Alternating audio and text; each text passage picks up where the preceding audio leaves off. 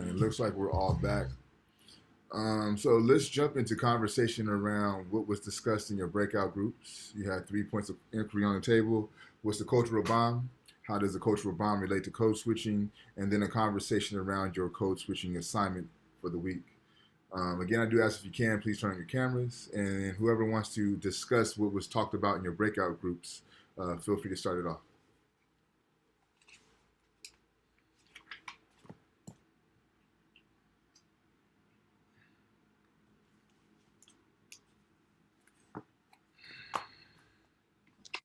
Hello? Yeah. Well, I guess for the definition of cultural bomb, I wrote it down. It says it's to annihilate a people's belief in their name, language, environment, heritage, and struggle. Absolutely, Andy. Did you guys discuss in your group how that relates to code switching? Yeah, we talked about how code switching is like, well, not to an extreme, but it when you code switch, it also like, I guess, not eliminates, but like suppresses like a part of your culture, your true self. Absolutely. Anybody else want to add to how the cultural bomb relates to code switching? Or the third question, how your assignment over the week went over the weekend? You mean the assignment with the like choosing not to code switch? Yes, that assignment, correct. Skip 100. I don't. Not gonna lie, it's up to my whim. Yeah, I kind of got that sense from you, Mac. I believe that. Yeah, I don't either. So I couldn't. I wouldn't have been able to do the code switch assignment also. But for those who do and who did the assignment, I'm curious to hear how that assignment went. I mean, I feel like I gotta speak on it because, I mean, after last class, yeah. So, I'm not gonna lie to you. That was probably one of the most difficult things I've ever had to do. Like on a social aspect, on a social front, I've never done anything to that caliber. And um, I think the best way I could put it is I felt like for the most part, I haven't gotten rid of the weight per se, but I have gotten rid of a lot of the tension in that weight, if that makes sense. That makes a lot. Like, yeah, it's almost to a point where for me, it's like I'm still trying to find like ways to universally kind of have like my own talking point, because it's like the ways in which like you address people, but also the ways in which like you address like crowds. Like I think there becomes a point in which like you look at the way that you do talk with certain people and you look at, I guess, the certain demographic that you talk to, and it becomes a question of like, and usually they're standing like on a on a like a social status as well, almost, or more so financial status, where it's like you kind of have to like question to some degree like, okay, well, like, do I want to risk like opportunities? So I think for me it was like it was interesting though. I think it's something that I'm definitely working towards, and I mean I liked it. It was cool. I mean, I got a little bit of a weird look from my dad, but like I think, you know, it's working out pretty well. So Jay, if you don't mind me asking, how old are you? I'm 18. 18. So I mean, you got a whole life ahead of you, right? And I'm 37, and it's something I still continue to work on, right? And it's just a process of discovering ourselves. And I think if anybody on this planet who is living, not existing, but living, they should be engaged in the process of working on themselves. And this is just one component of that process, right? I do appreciate you being vulnerable and sharing with us, you know, that experience, because it could be nerve wracking, and I appreciate you, you know, expressing your concerns and your hiccups that came along with the project. Does anybody else want to share how that went? Not code switching.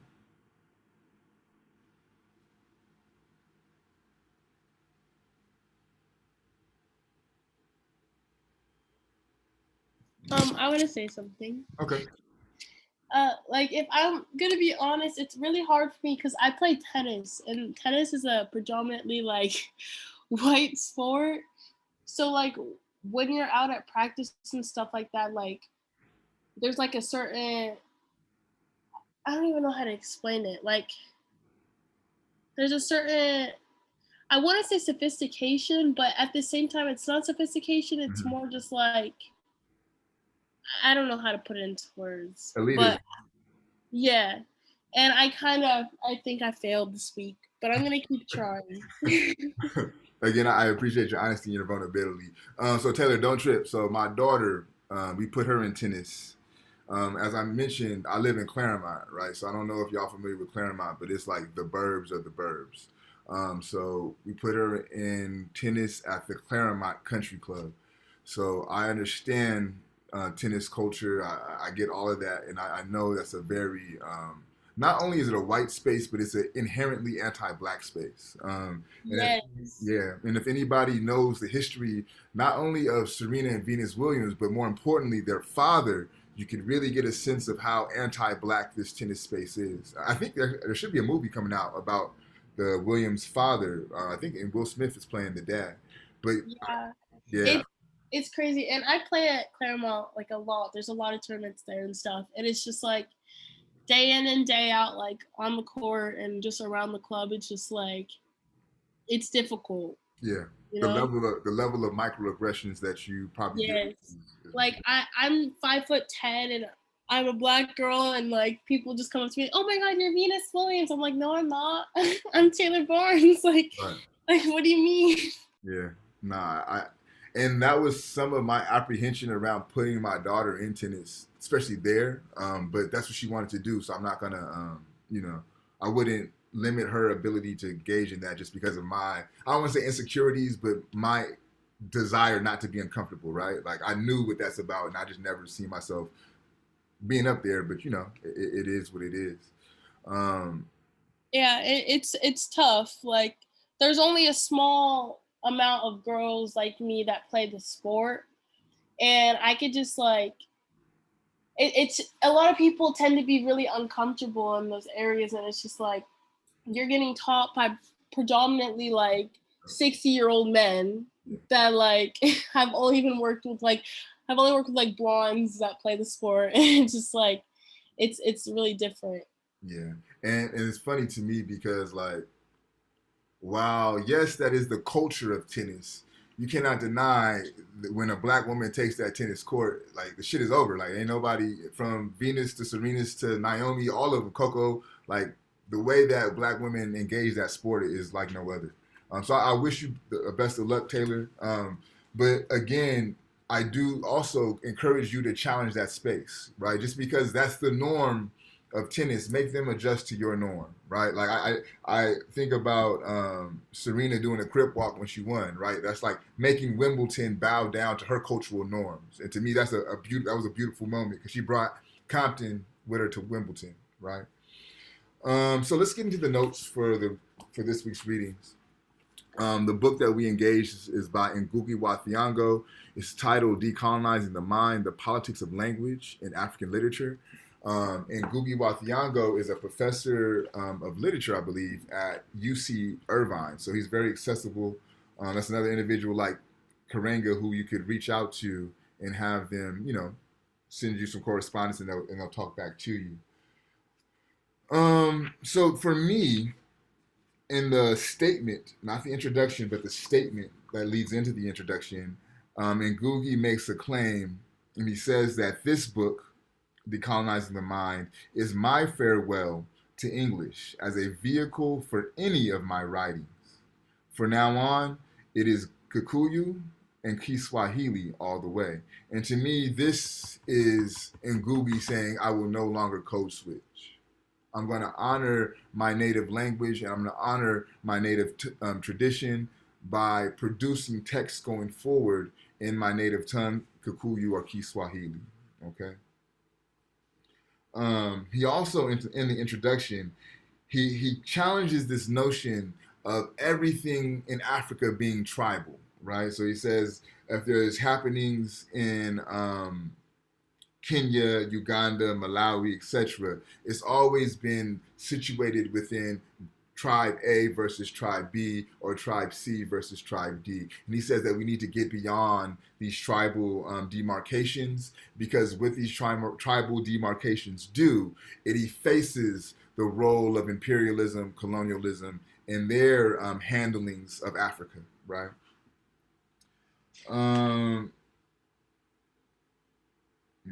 Okay, and then so also in the introduction on page 3, he gives us the cultural bomb.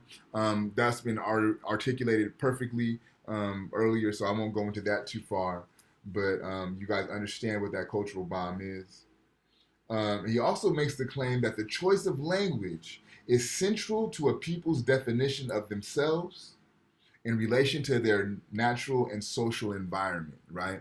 And that makes me think about Some and his articulations that your language dictates your understanding of reality. And then as you get into the chapter, he spends a good amount of time on this conference, the conference of African writers of the English expression, right? And there's a contradiction at play within this conference of African writers of the English expression. One of those contradictions being, and he says himself as a student, I've only published 2 short stories in small articles or small journals.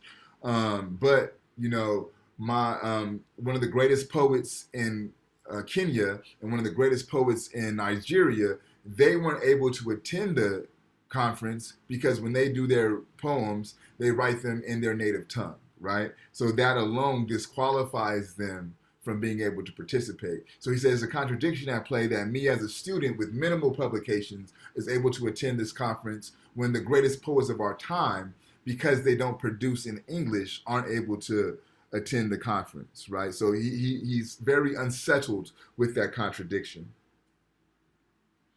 And then he poses a question. And I thought this was a very generative question. He asks, how do we, as African writers, come to be so feeble towards the claim of our language on us, and so aggressive in our claims on other languages, particularly the languages of our colonization? And for me, this is a great question that's posed because it does 2 things. It critiques this idea of African writers placing more value on English language or colonial languages, right? But then it's also a question that's posed that you could write, if Ngūgī so choose, he could write a whole book about this question of why do African writers aggressively defend English traditions or English languages, okay? And then in closing, he says that the bullet was the means of physical subjugation. Language was the means of spiritual subjugation. I'm going to read the whole paragraph. He says, in my view, language was the most important vehicle through which that power fascinated and held the soul prisoner. The bullet was the means of physical subjugation. Language was the means of spiritual subjugation, right? So I ask you, what does it mean when he says that the bullet was the means of physical subjugation and language is the means of spiritual subjugation? What does that mean?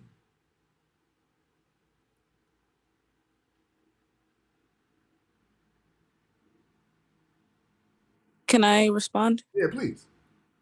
I think what he means is just the bullet, the means of physical subjugation. That's really just relating to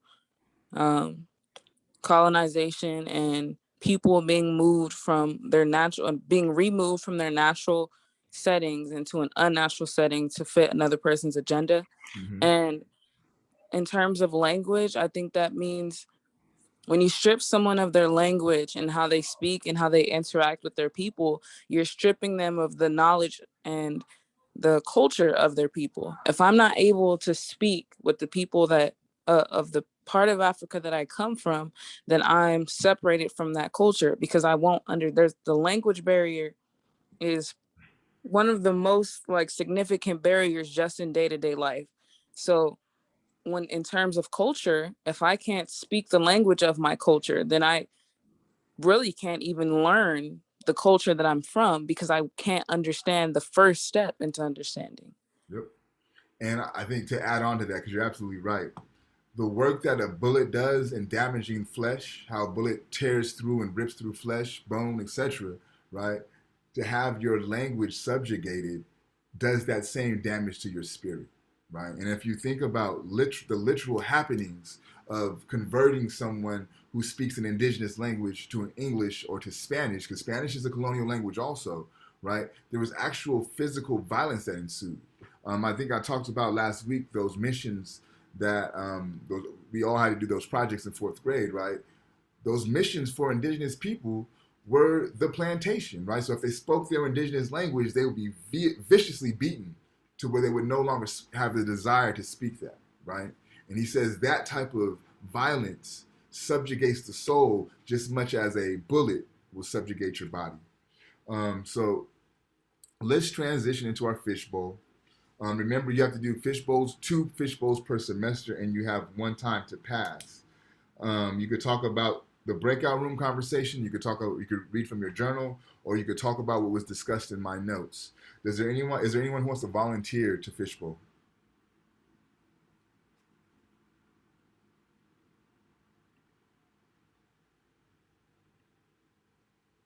All right. So I'll call on people then. CJ, are you prepared to fishbowl today?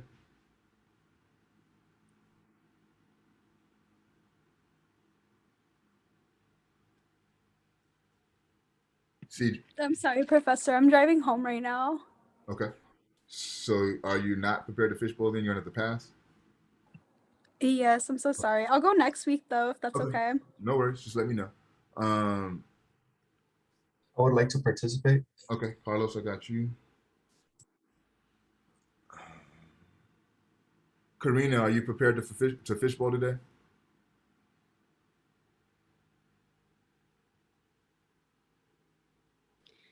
Can I go next week? Yeah. Okay. Ricardo, are you prepared to fishbowl today? No, my bad. I'll go next time. Brianna, are you prepared to fishbowl today?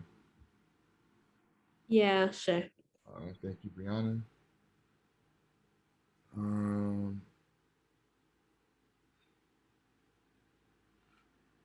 Rohan, are you prepared to fishbowl today? Yeah, I can go. Okay. So that will be our three for today. We have Carlos, Brianna, and Rohan. Whoever wants to start, it's on you. I'll start. Okay. It's a quote which says, "It is the fate of Africa to have her destiny always decided around conference tables in the metropolises of the Western world. Her submergence from self-governing communities into colonies was decided in Berlin, was negotiated around the tables in London, Paris, Brussels, and Lisbon." And that's it. And I think that this quote is important because it basically just says that Africa is not in control of their own destiny because it's always decided by other countries. And that's kind of what the author is saying. Like, Africa doesn't have like their choice of like with their fate. And it's basically imperialism. That's the main message too. Like, it's destroying Africa and people, they can't do anything about it. Thank you, Brianna. I want real quick because you brought this up.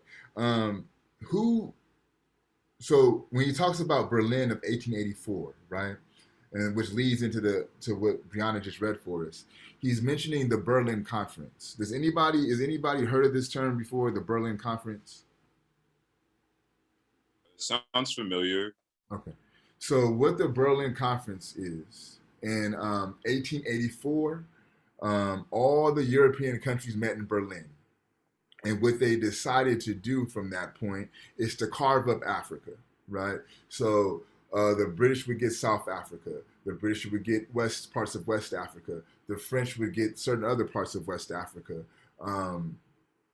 Berlin would get certain parts of Africa. The Belgians would get certain parts of Africa. So the way that we understand Africa and the divisions between Africa, between the separate countries and what have you, that was all established at the Berlin Conference of 1884, right?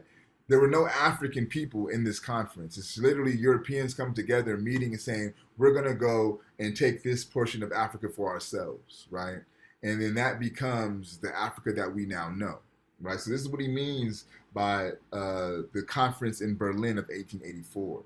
And there's been several other conferences that take place that concern Africa's fate, where African people were not invited to those conferences. And this is what Brianna is attentive to, and this is what Ngūgī wants us to pay attention to. Thank you, Brianna. Who's next? I'll go next, Mr. Okay. I just want to go back to the topic of code switching. Okay. My experience with it, in comparison to others' experiences with code switching, I had a very different experience. I would say things that I would hold back on in my inner circle, not saying certain words, like my slang words, along with sharing my thoughts and giving my opinion. And there was this like sense of freedom and comfort within myself, but I felt this pressure on me. And I know if I kept this up, there's going to be conflict. Besides all the weird looks I got, I did not regret this decision, and I will continue to do this. Carlos, what was your environment that you were choosing not to code switch at? I was with my group of friends, and we always go out and like we talk a certain way. You know, we say like we say like the word fool and stuff like that. Yeah. And I wouldn't want to say that. And I was actually talking right. And I got all these weird looks, and people were like, "What's wrong with you?" And like I just started to feel like, man, what am I doing? Why am I saying these things? And I started changing that, and it's just like, I don't know, it's like you get this pressure relieved off your chest. You just feel free. Like, yeah, I don't know. It's very weird to describe the feeling, but I was actually able to pull it off, I guess. But I still know that I need a lot of work when it comes to this. Yeah, and I think the important thing, Carlos, is that freeness, that pressure that you have like relieved. Stay in that, right? Like that's where you want to be, is in that space of freedom, and that uninhibitedness is where you really want to be. Thank you, Carlos. Rohan, you're up next, man. Okay, well, on the topic of code switching,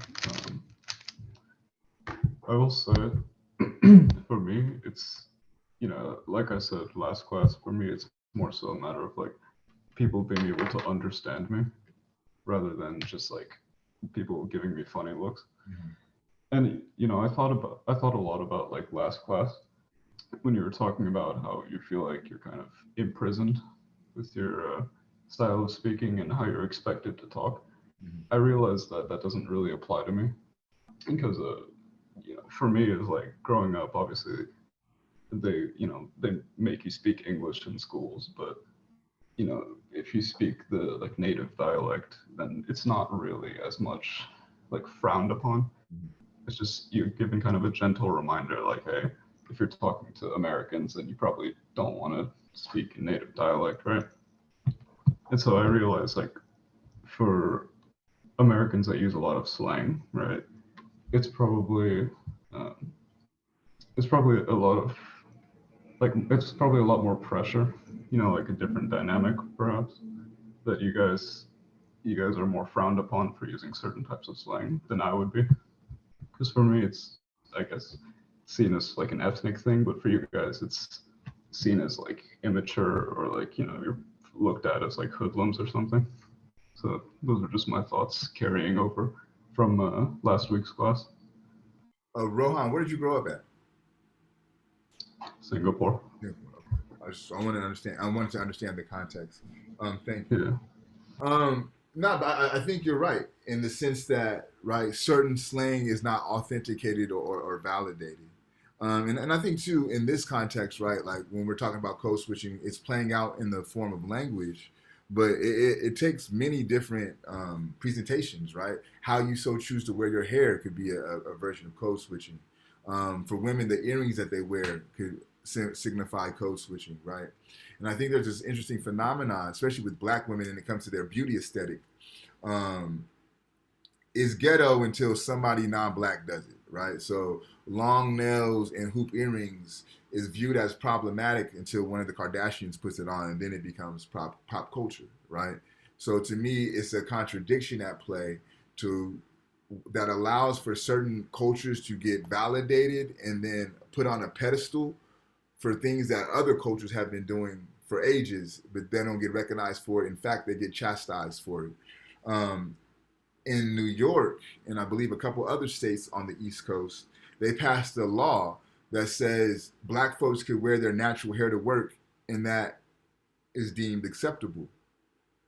What do y'all think about that? That a law has to be passed to say that you can wear your hair to work natural.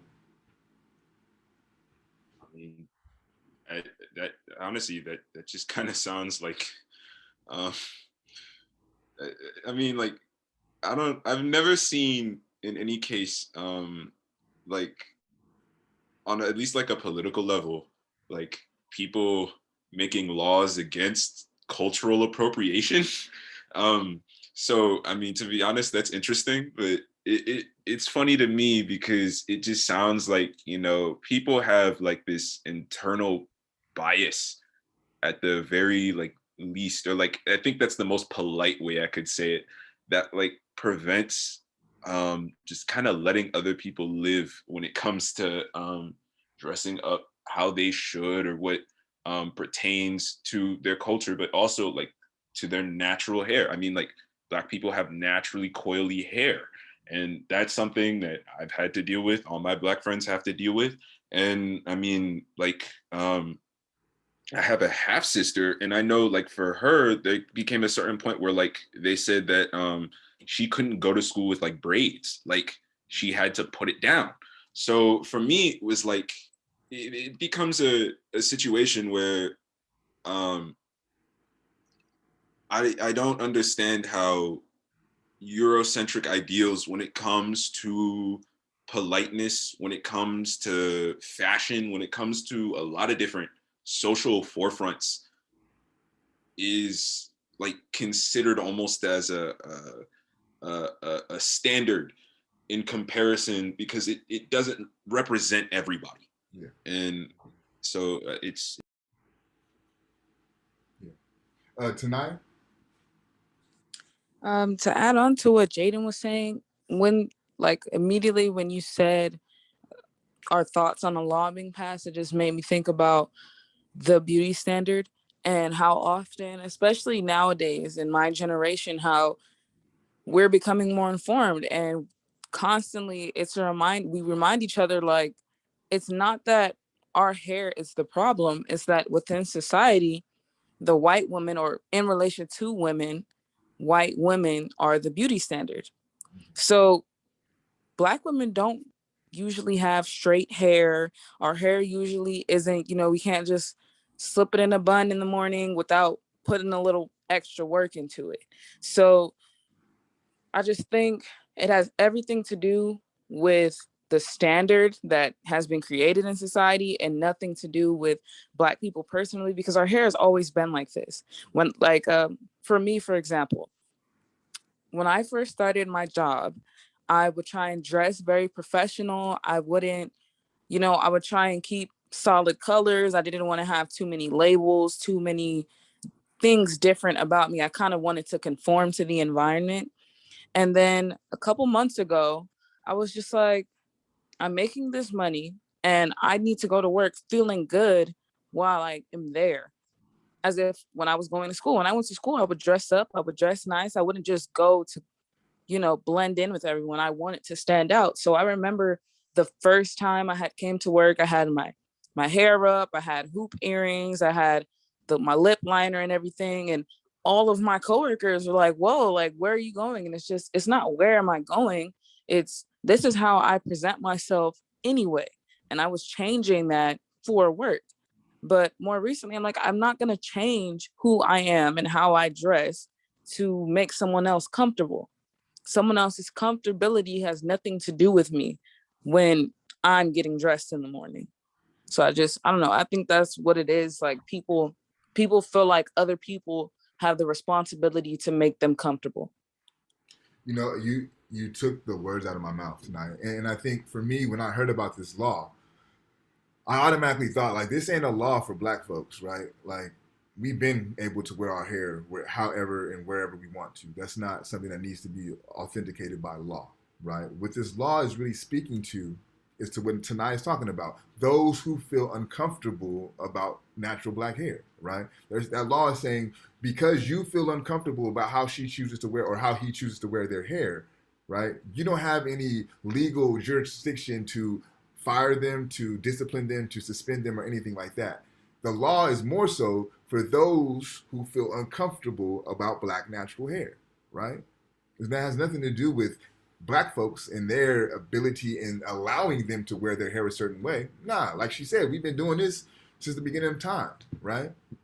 The law was set in place that in order to prevent those who are uncomfortable from having some type of angle of recourse, right? And that's where the distinction lies.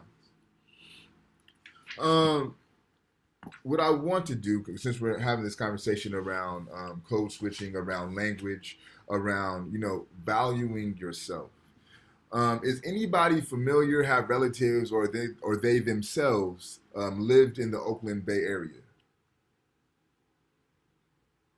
Yes, no, kind of, maybe. So I'm gonna assume that's a no. What you'll notice when it comes to Oakland, they have their own accent, right? Like I could have 20 people in the room, and if somebody speaks from Oakland, I'm already gonna know from off jump, oh, you from the Bay, right? Here's an interesting historical tidbit. In the mid-90s, there was a very large conversation around authenticating Ebonics, right? And saying those who speak Ebonics are considered bilingual. And you'll be able to use this Ebonics, or what they call African American vernacular, in the classroom, and it be acceptable and it's validated, right? So there's this Nigerian scholar who did research in the Oakland Bay area in the mid-90s on this phenomenon and this like charter school block. I think it was like a elementary school, junior high school, and a high school who all participated in this experiment, if you will, right? And what I've noticed, individuals from Oakland who are around my age, who went to school in the mid-90s, they all refuse to code switch, no matter what platform they're on. For those who are like in the sports world, you could think of like Marshawn Lynch, right? Football player. If you hear him in an interview, he talks like somebody on the block in Oakland, right? In the entertainment world, Ryan Coogler is somebody I could think of who directed Black Panther. If you catch him in an interview, there's no code switching in him. Yeah, look at the chat. Yeah, I'm here so I don't get fined, right? So to me, something fascinating happens when your authentic self is validated. You don't feel the need to code switch. What I want to do is watch a quick 5-minute video. It is of an interview with Ryan Coogler. It's interesting because one, you can hear how he speaks, right, in his refusal to code switch, and then two, the content of what's being discussed becomes really important also. So bear with me as I get that pulled up and queued up. We'll watch that for 5 minutes and we'll kind of continue our conversation. And can you guys see the screen? Yes. Okay. Yeah. All right. Here we go. Black identity.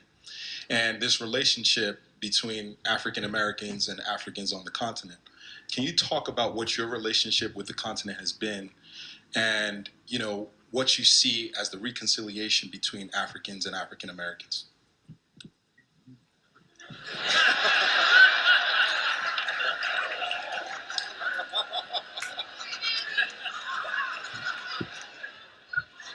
I mean, that's heavy, man. Like,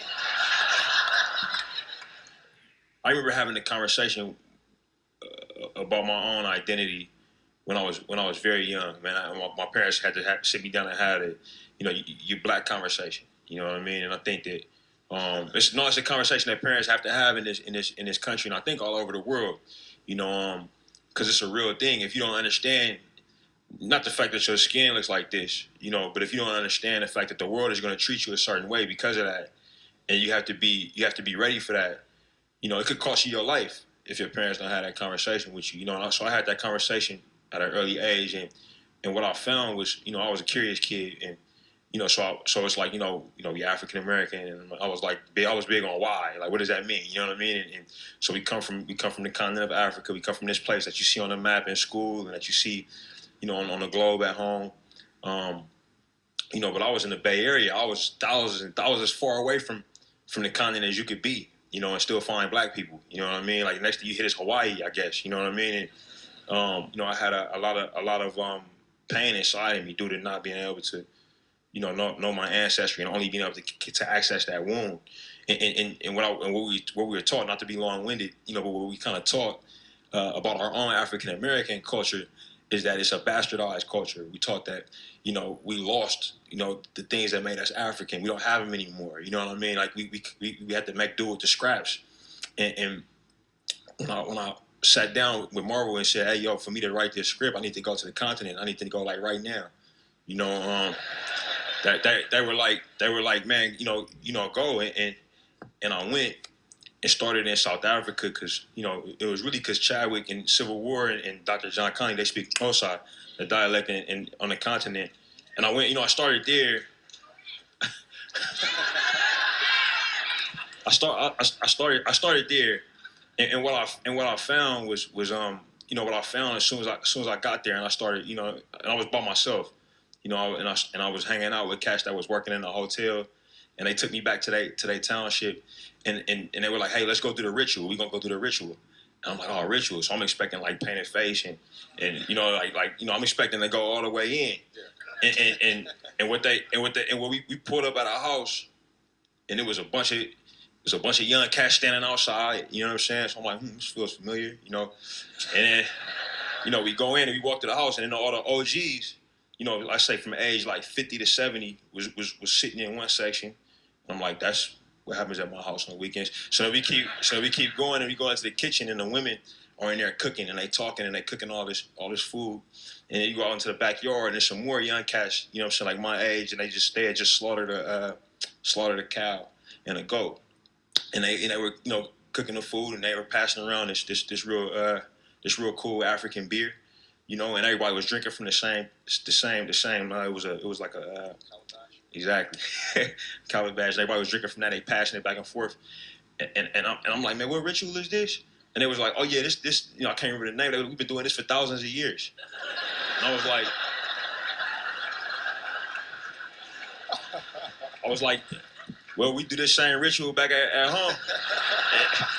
And then for them it was a no-brainer. They were like, yeah, of course you do, because y'all African. You know? And I realized then, I was like, oh wow, yeah, right. Because, you know, whatever this evil thing that happened to us, you know what I'm saying? Unfortunately, they don't teach us anything beyond that. You know? But what they did to us, there was no way they could wipe out what we were for thousands of years. You know what I'm saying? And it was right, something right there just made me completely whole. Like I was like, oh man, we've been African this whole time. When I stand outside, like when I hang with my family on the block in Oakland or Richmond, and all the youngsters stand outside, and my grandma's inside cooking, you know what I'm saying? And we being Africans, you know, and even though we were told it was being hood, or it was being something else, we was being true to what we've been for thousands and thousands of years. So I felt connected, you know, in a way that was very profound. Give him a round of applause, please.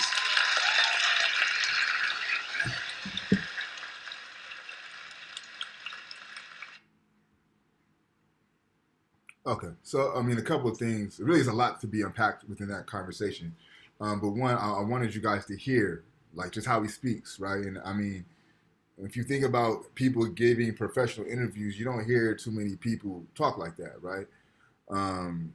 Just listening to it closely, like he's about to slip and say nigga about 3 times in the interview. He had to kind of pull himself back. That's how comfortable he was in himself and in his own skin, right? And then there's a conversation of just shared experiences from Africans on the continent and their rituals, and how Africans in America gather, and the similarities between them.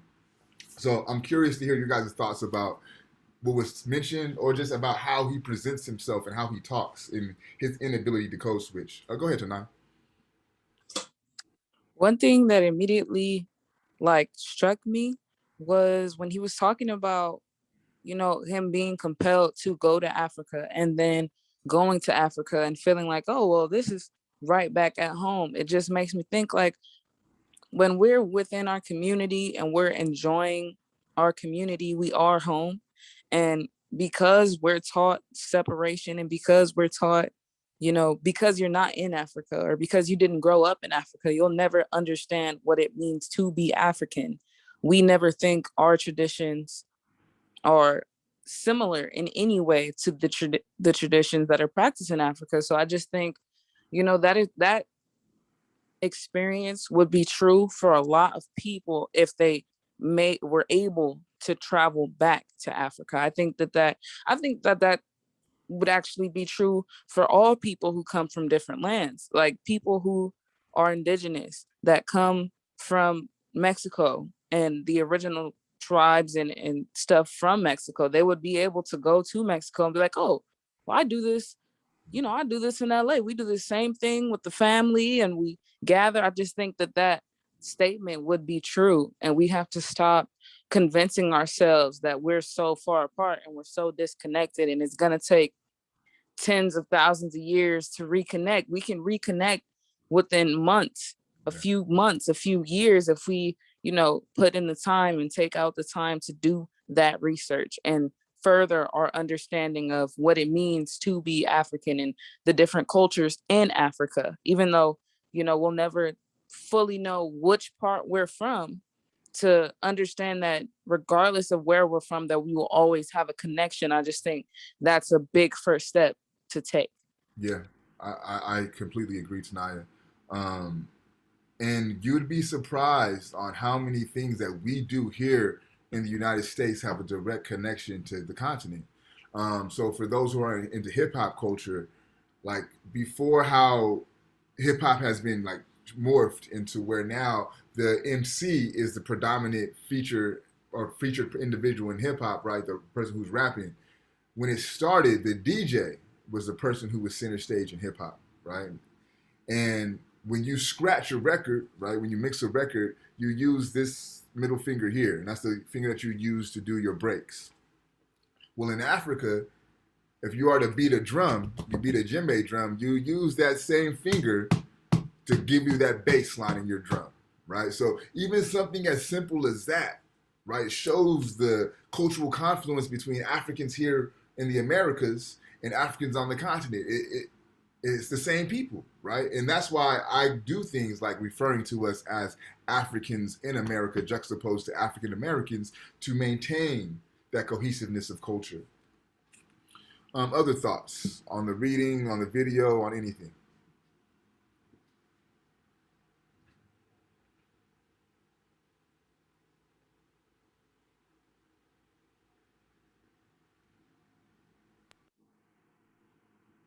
Go ahead, Jaden.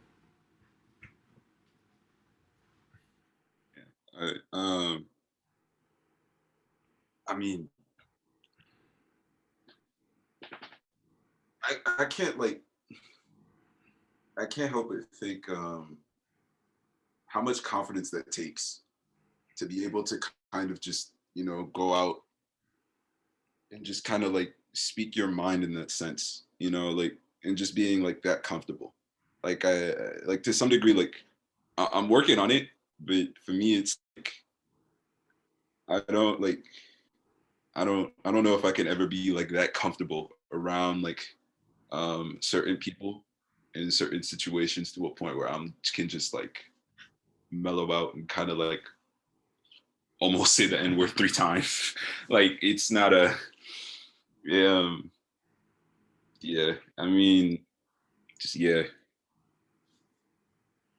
It's a and then keep in mind too what I said before I played the video, right? He comes from a space to where even growing up as early as junior high school, elementary school, where that was okay, that was authenticated, that was validated, right?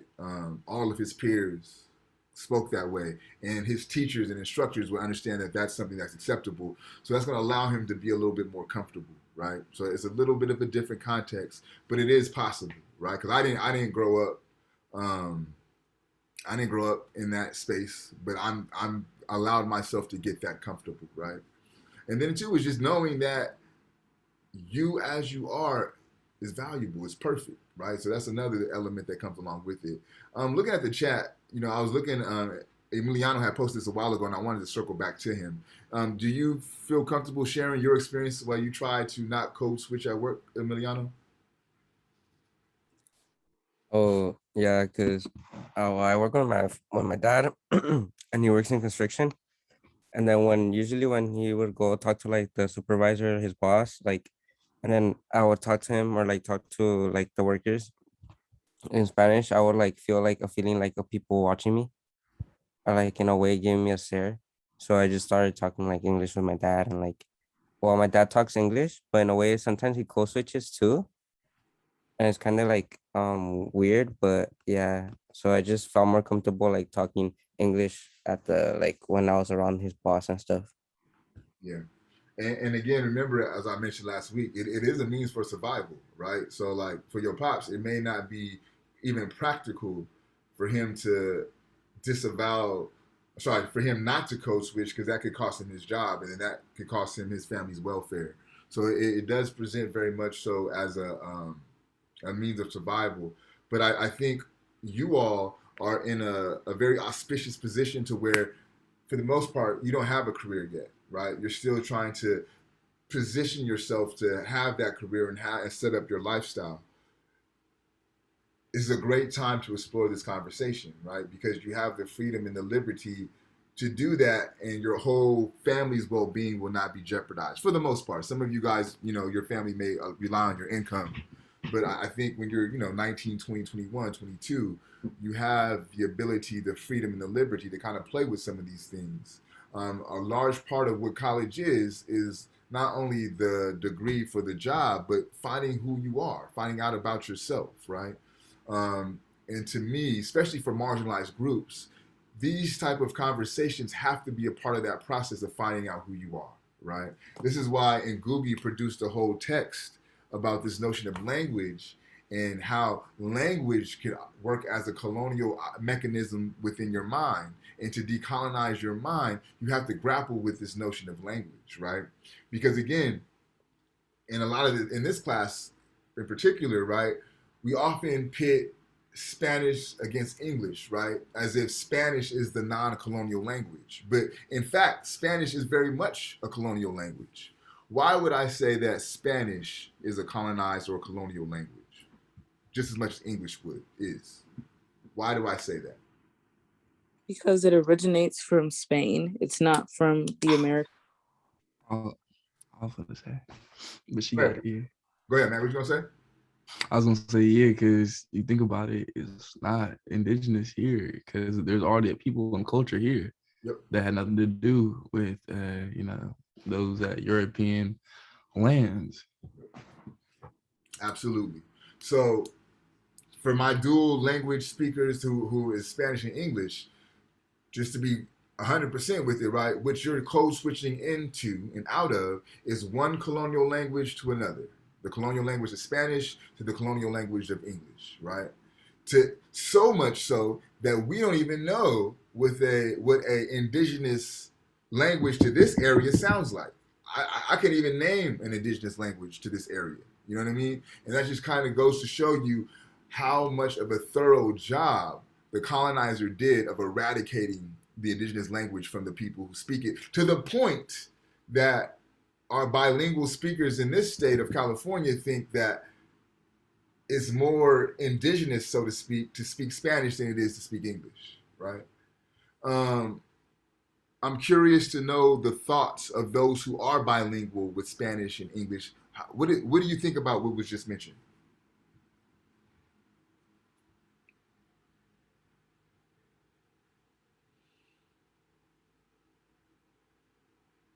So Emiliano said he was bilingual. I believe Carlos might have mentioned that he was bilingual also. I'm curious to hear you guys' thoughts about the understanding of Spanish as a colonial language.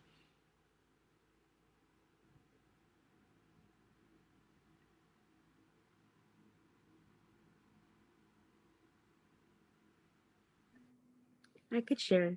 Yeah, please. So I just want to share like the way I code switch in my life, like how I speak in my house to my mom compared to how I speak Spanish to my dad. Okay. It gets like difficult because growing up I live mostly with my mom because my dad got deported when I was 8. So I speak Spanish. I mean, I speak English at home, but when I get to visit my dad in Mexico, or like when I speak when I communicate with him through the phone,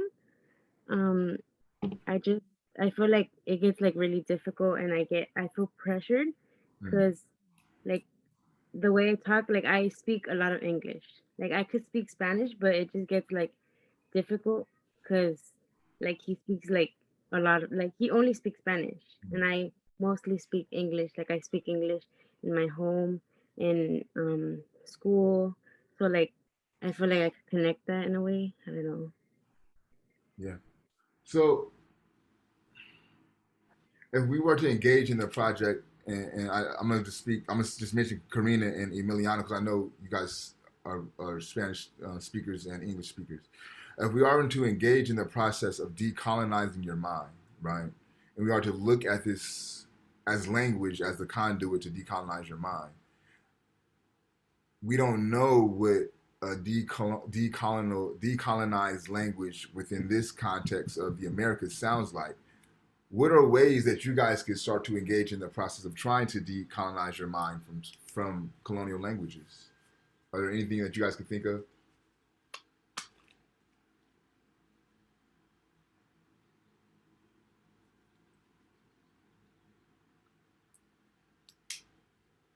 Anyone can think of ways, if you don't know your indigenous language, that you could decolonize the language of your oppressor?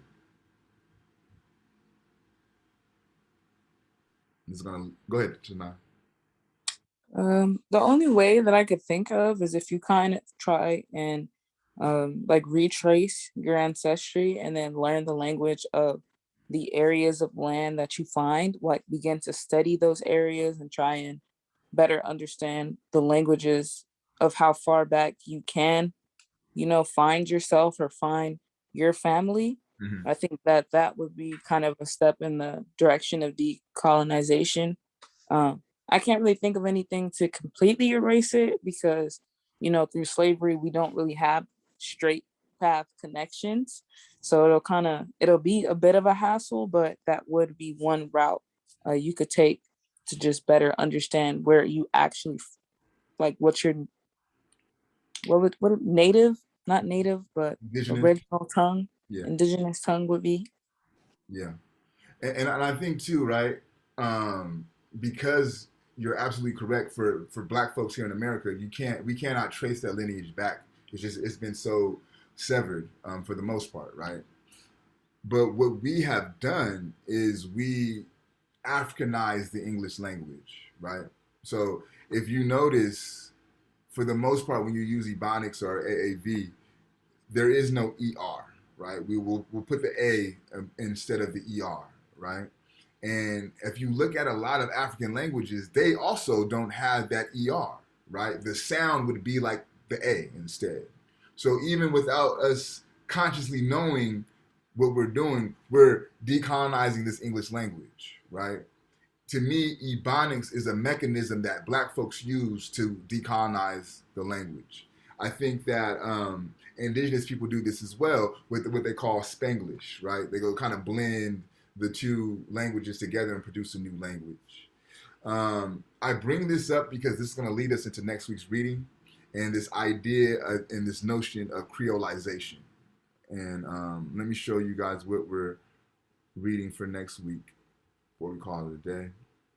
And this will also close out our conversations on relation. As you notice, that's been the thread for the past 2-3 weeks. So for next week, I want you guys to read Glissant, Poetics of Relation. It's just one PDF. It's not long. It's only 3 pages, but it's dense. It's a poetic. So when you hear a poetic, think about putting together a poem and an essay, and that's kind of what a poetic is. So try not to interpret everything as literal. Allow your imagination to kind of take root here and think metaphorically. And I think that will help you kind of get through the reading. So that is what's due for next week. I'll email that out to you guys by Thursday or Friday, but you know how to access that to start the reading now if you so choose.